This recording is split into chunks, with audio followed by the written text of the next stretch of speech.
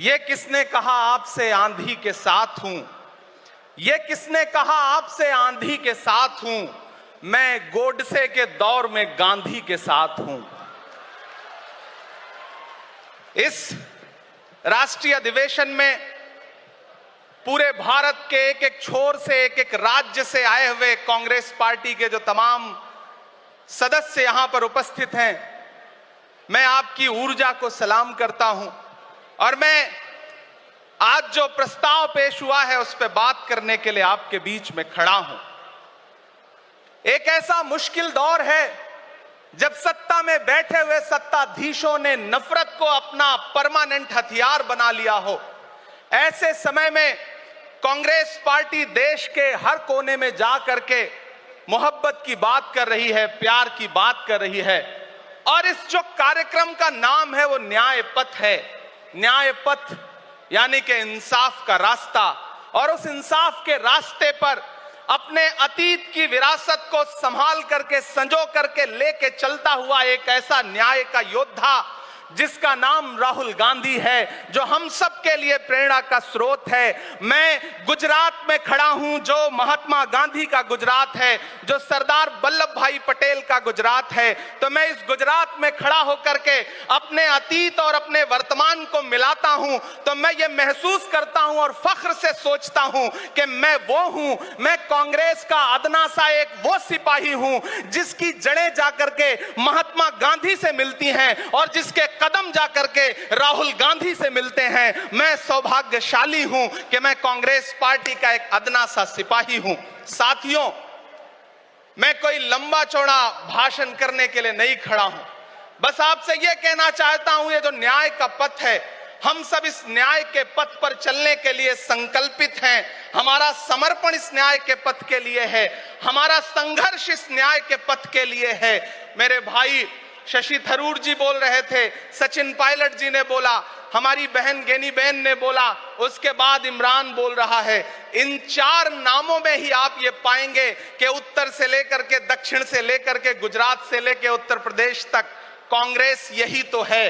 कांग्रेस यही तो है, देश को समेटने और एकजुट करने का नाम कांग्रेस है।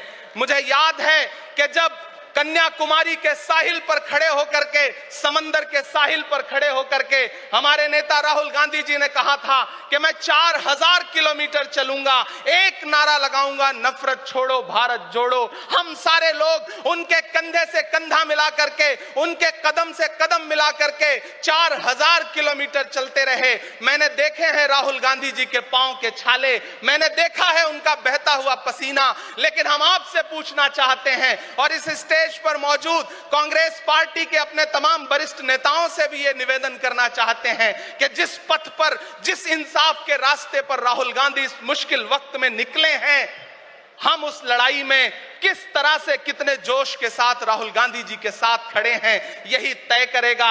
राहुल जी ने कहा है कि अगला निशाना, अगली जीत, अगला राज्य जहां कांग्रेस पार्टी जीतेगी वो गुजरात होगा। तो याद रखिए कि हार तब होती है जब ठान लिया जाता है, हार तब होती है जब मान लिया जाता है, जीत तब होती है जब ठान लिया जाता है। अगर हमने ठान लिया कि जहां से आज सत्ता के शीर्ष पर बैठे हुए लोग नफरत परोसने का काम कर रहे हैं, असमानता का काम कर रहे हैं, संस्थाओं को कुचलने का काम कर रहे हैं, उनके खिलाफ अगर हमने उन्हीं जड़ों में जाकर के मेहनत की हिम्मत दिखाई तो मुझे पूरा यकीन है कि जिस तरह अंग्रेजों के खिलाफ लड़ते हुए कांग्रेस पार्टी ने इस देश को स्वतंत्रता संग्राम के जरिए आजादी दिलाई थी, तो यह लड़ाई भी उस स्वतंत्रता संग्राम से कम नहीं है। उस लड़ाई का नेतृत्व महात्मा गांधी जी कर रहे थे, तो इस लड़ाई का नेतृत्व राहुल गांधी जी कर रहे हैं और हम सारे लोग राहुल गांधी जी के साथ खड़े हैं। हो सकता है कुछ लोग इस सफर में, इस मुश्किल सफर में छोड़ के चले गए हों,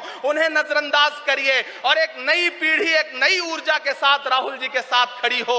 मैं तो कहना चाहता हूं कि कांटे गुल के साथ नहीं चल सकते हैं, बुज़दिल खुल के साथ नहीं चल सकते हैं, रास्ते में जो छोड़ गया उसे जाने दो, सब राहुल के साथ नहीं चल सकते हैं। आप सारे लोग, हम सारे लोग और इस देश के लाखों लाख करोड़ों करोड़ लोग राहुल गांधी जी के साथ खड़े हैं और यहां खड़ा होकर के इस देश के पिछड़ों को, आदिवासियों को, दलितों को, अल्पसंख्यकों को मैं सबको भरोसा दिलाते हुए इतना कहना चाहता हूं कि मेरे भाई, कांग्रेस ही है जो आपकी असली लड़ाई लड़ रही है। मुझे वो दिन याद है कि यह सरकार जब एक बिल लेकर के आई तो रात के 3 बजे भी आदरणीय सोनिया गांधी जी राज्यसभा में मौजूद थी इस देश के लिए, इस संविधान के लिए लड़ाई लड़ने के लिए। और राहुल गांधी जी भी लोकसभा में मौजूद थे उससे एक दिन पहले। जिस संजीदगी के साथ वो लड़ाई लड़ रहे हैं, हम सारे लोग उनके साथ खड़े हैं। और मैं ज्यादा भाषण नहीं करूंगा, जाते जाते बस आपसे इतना कह के जाना चाहता हूं साथियों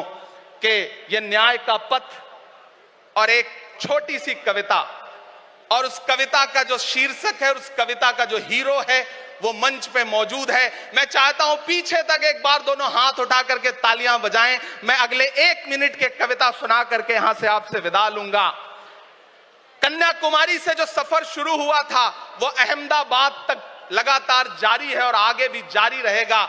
और कल ही राहुल जी परसों बिहार से लौटे हैं, तब यह कविता मैं सुनाता हूं कि उदास मौसम बदल रहा है, उदास मौसम बदल रहा है, धुएं का पर्वत पिघल रहा है, दिलों में लावा उबल रहा है। सुबह सुबह जब हुजूम लेकर सफर पे निकले तो यूं लगे है कि जैसे सूरज निकल रहा है।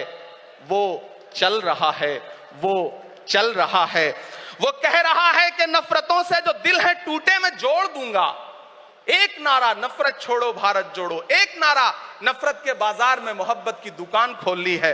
वो कह रहा है कि नफरतों से जो दिल है टूटे मैं जोड़ दूंगा। वो कह रहा है हर एक दरिया हर एक तूफान को मोड़ दूंगा। सुनो सितमगर न समझो डर कर मैं अपने लोगों को छोड़ दूंगा। सितम की गर्दन मरोड़ दूंगा। सितमगरों की हर एक ख्वाहिश हर एक साजिश कुचल रहा है। वो चल रहा है, वो चल रहा है।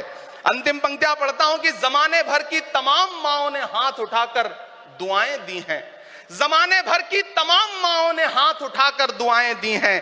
तमाम बच्चों ने इस तपस्वी का माथा चूमा, बलाएं ली हैं।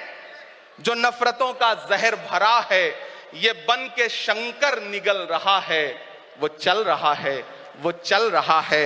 मोहब्बतों की किताब लेकर लबों पे अपने गुलाब लेकर, मोहब्बतों की किताब लेकर लबों पे अपने गुलाब लेकर, सुनहरे रंगों का ख्वाब लेकर वो आया है इंकलाब लेकर।